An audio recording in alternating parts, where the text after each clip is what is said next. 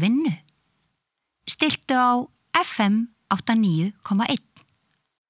Fortíðin var aldrei, hún aðeins Einkasýning Larissu Sansúr hjá Listasafni Reykjanesbæjar, opið alla daga nema mánudaga til og með 17. ágúst, Listasafn Reykjanesbæjar.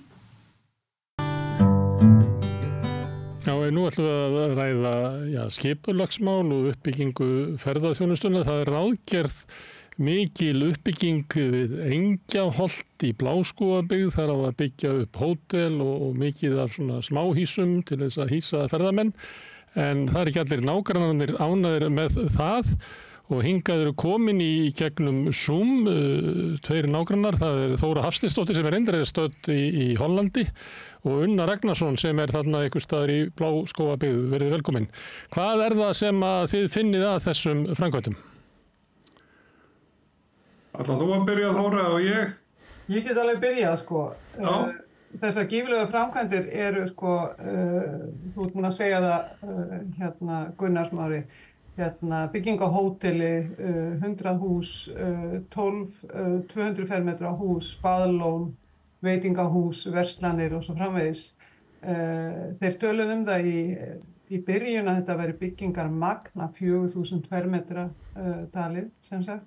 Við erum búin að reikna það upp að það 17.000, það í rauninni fjórfalt magn og ef maður telur áfram hvað margt fólk kemur til með að vera þarna, þá gera þeir ráð fyrir því í upphafi 400 manns en okkur telst til að það sé það bil 1000 manns sem að kemur til með að vera þarna sem gestir eða starfandi.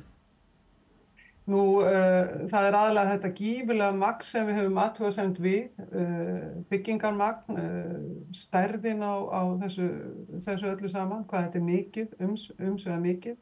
Það nú númer 1, 2 og 3 held ég. Unnar, eitthvað við það að bæta hérna í byrjun? Já, ég má kannski skjóta inn að það oft talað svona framkvæmdir sem jákvæðar fyrir sveitarfélaginu, það færi störf og lífinn í sveitarfélagið. En þið lítið svo ekki á að þetta sé það líf sem að sveitarfélagið ætti að þegja sig eftir? Nei, við gerum það ekki. Við náttúrulega kaupum okkur reit af helli sem á að heita sælureitur og fyrirhugaðar byggingar og landsvæði kringur og landbúnaðarsvæði.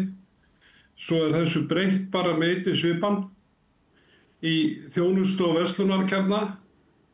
Í bakgarðin hjá okkur sem erum búin að byggja okkur upp sælureit og róleit og erum að reyna að komast frá umferðarþunga og háaða áreiti. Þessi smeltarna beint fyrir aftan þar sem við keyptum okkur land sem var tilkynnt sem frístundarsvæði og sælureitur. Það bara að mínum að þetta brot á mannréttindum. Og þetta eignaupptaka fyrir okkur sem eigur sumarhús þarna og eru búin að leggja í þetta gífurlega fjármuni og leggja okkur fram við að gera þetta sem best að þetta skuli vera hægt að gera þetta. Má ég spyrja hver stendur? Það frárennslismálin líka ekki verið tilkynnt neitt hvernig það hafa þau. Má ég spyrja hver það sem stendur á bakvið þessa framkvæmd? Hver fjárfestirinn sem að byggja þetta upp? Ég bara ekki alveg klár á því. Það einhverjir 3-4 aðilar. Það eru 5 aðilar sem að standa að þessu og það eru Magnús Hlynur, býtu nú við, hvað heita þið nú aftur? Það eru fjárfestar bara sem að standa þessu, Helgi Gunnlaugs, Bernhard Búason, Magnús Ármann, Sveinn Reynisson, Ingvar Þórðarsson, Helgi Gunnlaugsson sem kynnti tillögurnar á þessum fundi hjá okkur. Þetta eru þessi 5 aðilar sem eru eignaraðilar og þetta eru miklir fjárfestar, skils mér. Og þessi Helgi Gunnlaugsson kynnti tillögurnar á íbúafundum daginn og en ég vildi aðeins koma inn á þetta með atvinnumöguleikana, Gunnar, sem að þú varst að spyrja og það einmitt eitt af markmiðunum með þessum tillögum það að auka atvinnu eitt af markmiðunum í þessari tillögu það að auka atvinnu en þetta mun ekki auka fjölbreytni í atvinnu og þetta fer í rauninni gegn tillögum sem að þeir hafa sjálfur verið að setja upp í sambandi við það að auka fjölbreytni í atvinnulífi á svæðinu. Það það sem að verið að kalla eftir á svæðinu sem og öðrum svæðum í dreifbýli. Þetta kallar aðallega á láglaunastörf, þetta eru láglaunastörf, þetta er störf við þrif og þjónustu og rannsóknir hafa sýnt það að þetta er nú aðallega erlendir vinnukraftar sem eru flóknir inn og vinna þessa vinnu. Og það er rannsókn Hallfríðar Þórarinsdóttur frá 2020 sem sýndi fram á það að þetta væri semst aðallega í þessum ferðamanna iðnaði væri það unga fólkið sem sagt erlendis frá sem kemur og vinnur þetta tímabundið. En það var í gildi skipulag og þið keyptuð meðal annars Unnar í ljósi þess að það væri svona framtíð uppbyggingin yrði í takt við það. En síðan hefur þessu verið fengið breytt en hafa þá nábúar ekki eitthvað með það að segja hvernig skipulaginu er breytt? Já, það er þetta ferli sem núna er í gangi að við höfum tækifæri til þess að gera athugasemdir við þessar tillögur sem að þeir hafa. Unnar. Já, ég hef nú lítið við það að bæta. Það er bara þess að það var tilkynnt á samráðsgáttinni og ég myndi nú að halda þessir 50-60 eigendur í Holtahverfi og Ásahverfi sé ekki daglega inn á þeirri síðu eða þeim gögnum sem þar eru. Maður er bara heim í Keflavík og kemur að austur, svo bara allt inni kemur þetta eins og þrum úr heiðskíru lofti til okkar sem erum ekki alltaf að leita eftir einhverju svona. Nei. En það er alveg rétt frá þér, Unnar, að kynningaferlið á þessu var alveg fyrir neðan allar hellur því að þetta kom inn á skipulagsgáttina að því með skilst einhvern tímann í maí á síðasta ári. Það var kynnt eða sendt út tilkynning til einhverja en það var enginn í okkar umhverfi vissi af þessu fyrir en bara eftir dúk og disk og maður rakst á þetta á Facebook eða í einhverju blaði og þá var okkur gefið tækifæri til þess að senda inn athugasemdir við fyrstu tillöguna sem margir gerðu.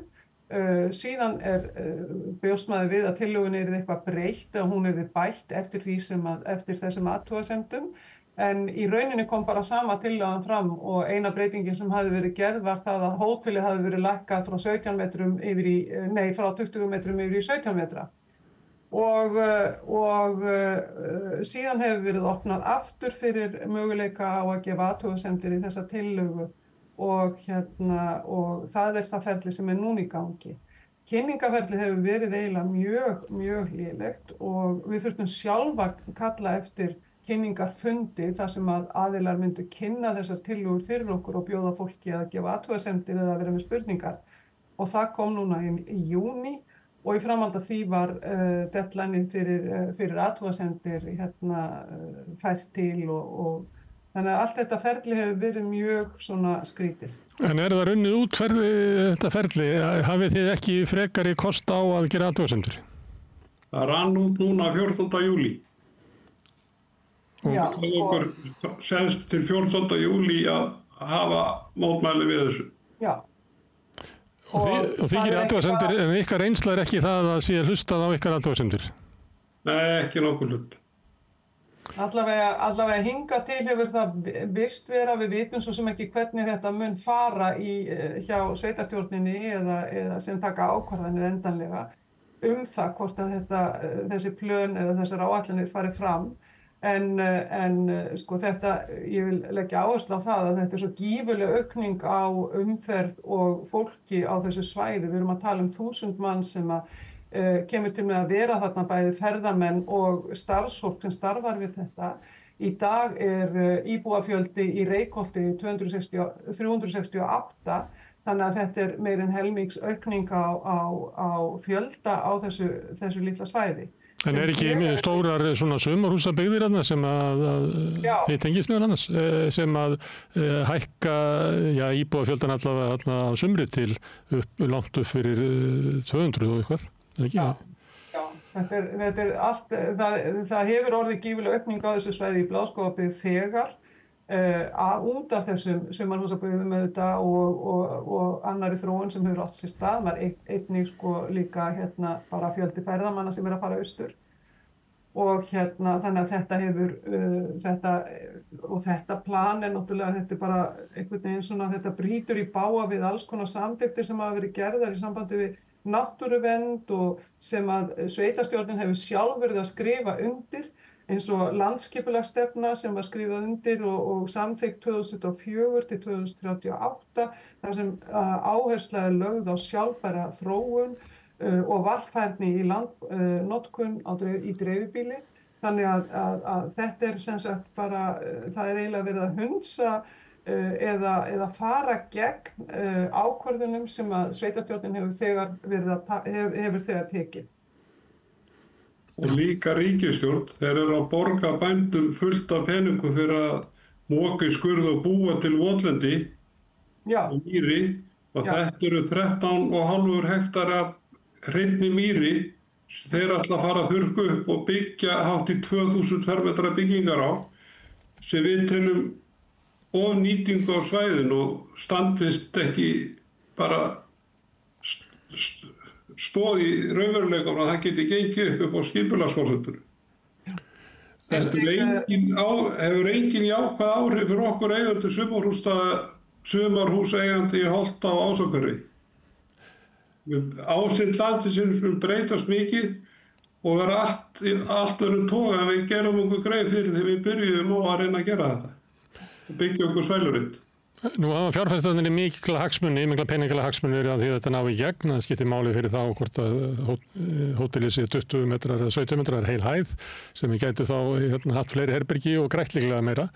En þeir sem hafa ekki hagað þessar uppbyggingu, það eru kannski svona dreifðari hagsmunir og kannski fólk sem hefur ekki litið svo á að það væri í einhvers svona félagi eða þyrfti að standa saman. Hvernig hefur ykkur gengið að búa til svona skipulagða andstöðu við þessar ráðagerðir? Ef ég má svara þessu þá hefur það gengið frekar erfiðlega. Það er ekki erfitt að ná í fólk og það eru allir þeir sem ég hef talað við eru hreinlega í sjokki yfir þessum framkvæmdum. Það er einn úr sveitinu sem er hlynntur þessu og þeir viðurkenna jafnframt að hafa ekki lesið tillögurnar. En svona flestir þarna á svæðinu sem ég hef talað við hafa hreinlega verið bara alveg miður sín.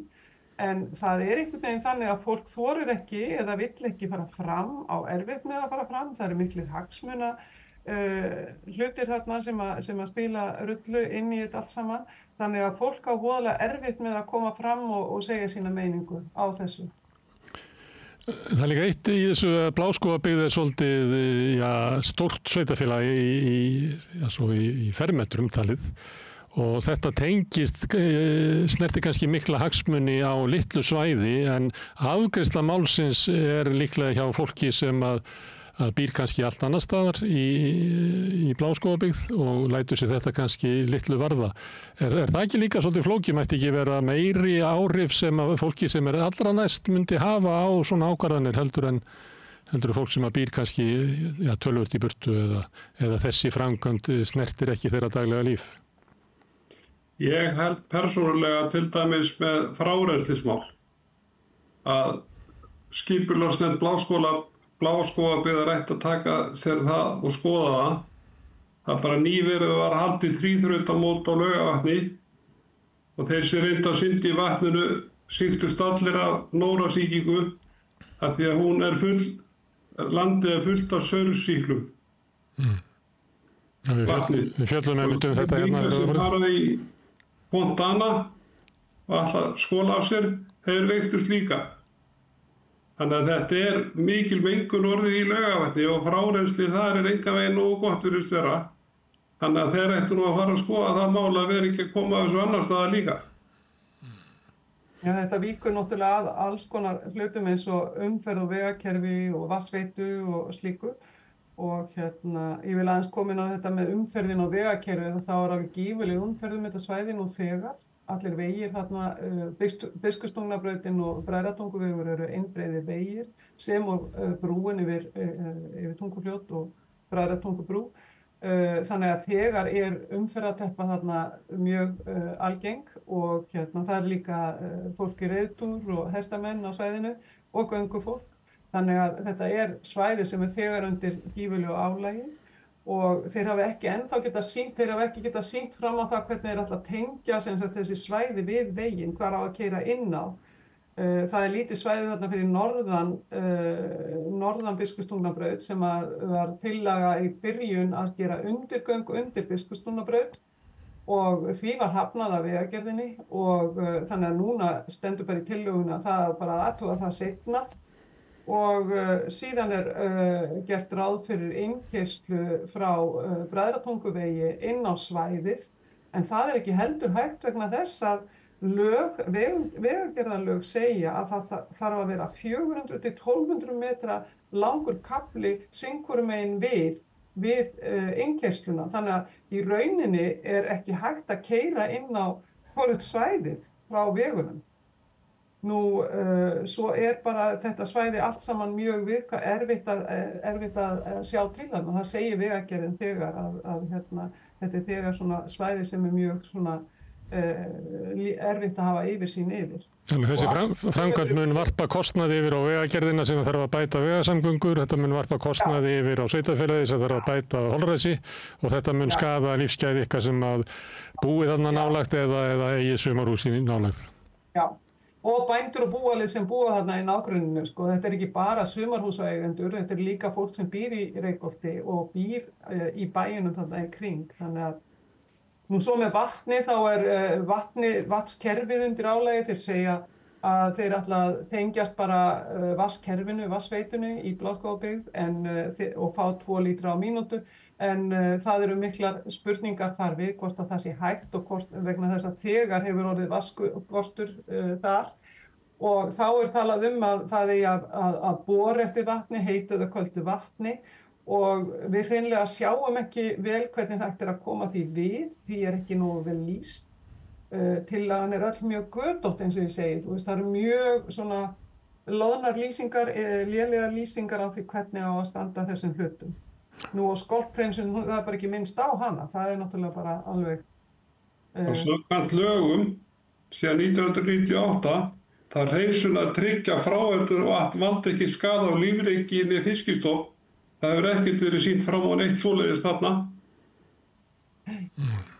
og ekki tala neitt það. Nei, þannig að þetta allt saman...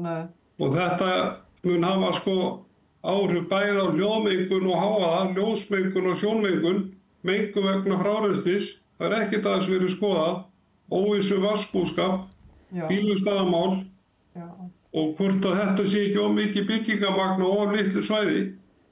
Þið meinið að áhrif á umhverfisáhrifin, rannsóknir á umhverfisáhrifum séu bara ekki fullnægjandi á bak við þetta? Nei.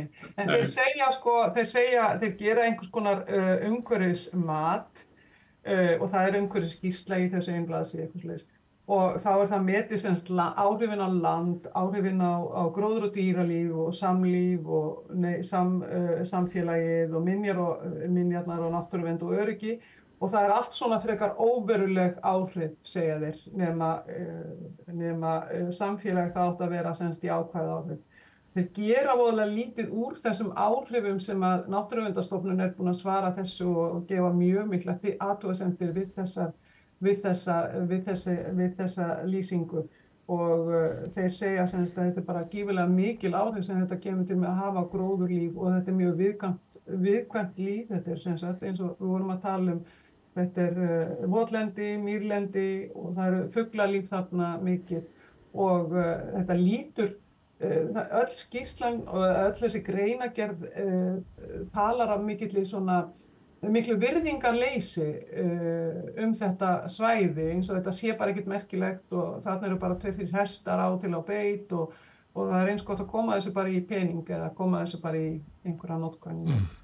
Og meðan þetta bara gífurlega mikilvægt svæði. Þóra og Unnar, kæra þakki fyrir að koma hérna við á Rauðaborðinu í gegnum Zoom og kynna okkur þetta mál eilítið. Þetta uppbygging í Engjaholti sem í landi Fells í Bláskógabyggð og við munum kannandi eitthvað aðeins nánar hérna við Rauðaborði í framtíðinni. En takk aftur Þóra og Unnar. Takk kærlega fyrir. Takk. Lokinn á Rauðaborðinu í kvöld. Ég þakka öllum gestur sem hafa hingað komið bæði í Holdinu eins og sagt hérna í Bolholtið en líka þau sem við höfum talað við á Zoom. Ég þakka Sigurjóni Magnúsi og Maríu Lilju fyrir fréttaflutningin og þáttöku þeirra í viðtölunum og Maríu Pétursdóttur fyrir að taka upp og senda út en ykkur þakkaði mest sem hafi hlustað og hort þegar við breytt þessu samtal okkar í fjölmiðlum. og það sem meira að því að við byggt upp dreifikerfið eins og ég bendi stundum á að dreifikerfið samstjórnar hefur byggst upp á góðri afspurn, virkar þannig að fólk segir hvort öðru frá efni sem að því líkar hér og fólk leitar efnið uppi og það getur fundið á Facebook undir nafni samstjórnar, það síða undir nafni samstjórnar, líka á YouTube, í öllum hlaðarsveitum, bæði undir nafni samstjórnar og einstakra þátta á samstöðinni. Við erum í útvarpinu á stór höfuðborgarsvæðinu 89,1 á FM. Það sendingar nást alveg á sunnavert Snæfellsnesið, langt upp í Borgarfjörð, upp á litlu kaffistofu, út á Reykjanestá, en þar fyrir utan má sækja útvarpssendingarnar á spilaran. Spilaran.is á netinu og svo spilaran líka app sem má hlaða niður í síman og hlusta á samstöðinu og allar íslenskar útvarpsstöðvar hvað sem í heiminum, þar sem net á annað borð. Svo eru komin í sjónvarpið til þeirra sem svo lukkuleg að skipta við fjarskiptafyrirtæki Síman. Þar eru númer 5 á fjarstýringunni inn í stofu. Vonandi, kannski, ég veit ekki, munu önnur fjarskiptafyrirtæki bjóða sínum viðskiptunum upp á efni frá samstöðinni. Ef að þið kaupið fjarskiptin og sjónvarpssendingarnar frá öðru fyrirtæki, hættu kannski að spyrja hverju þið fáið ekki í samstöðinni eins og þeir sem að skipta við Síman. Því að á samstöðinni sendum við út 24 tíma sólring, 7 daga vikunnar, allan ársins hring, samfélagsumræðu við þetta rauða borð og í öðru þáttum samstöðinnar. Það sem að keyrir samstöðin áfram sá hluti áhorfenda og áheyrenda sem hafa gerst áskrifendur, var lagt okkur lið við að byggja upp samstöðin og halda henni gangandi. Þú getur slegist í þann hóp ef þú telur samstöðin að vera mikilvægan þátt í lýðræðislegu samfélagi, að halda hér uppi umræðu og eðlilegum fréttaflutningi. Þá getur þú farið inn á samstöðin.is og skráðið sem áskrifenda. Það kostar 2750 grunnáskriftin sem mér sagt að sé hlægilegt verð. Bara brota því sem kostar að vera áskrifta á mókanum til dæmis. Þú mátt borgaði meira þú vilt og því sem að kjósið getur látið áskriftina renna sem félagsgjöldin í alþýðufélagið og það alþýðufélagið sem á og rekur samstöðina. Þetta fjölmiðl og umræðu vettvangur í eigu hlustenda og áhorfenda. En þetta orðið gott í bili. Hérna framundan erum við með endurflutning á eldra efni. Við erum meðal annars sendum út viðtal sem ég tók við Arnar Atlason sem formaður í félagi fiskvinnslna sem ekki tengdar útgerð. Hvet ykkur til að hlusta á það. Hann fer mjög glögglega yfir kvótakerfið og hvernig það hefur leikið íslenskan sjávarútveg og svo þar á eftir fylgir annað áhugavert efni. En við erum með tilraunarútsendingar núna í sumar, við erum að þróa hvernig við getum sagt fréttir. Við gerum það frá mánuði til fimmtudags sem svo tími sem að rauðaborðið var á síðastliðinn vetur. Þannig að við gerum núna hlé á þeim útsendingum þangað til á mánudaginn en alla helgina má finna áhugavert og skemmtilegt efni bæði í útvarpi og sjónvarpi samstöðarinnar. En ég ætla að þakka fyrir í bili og segja góða helgi.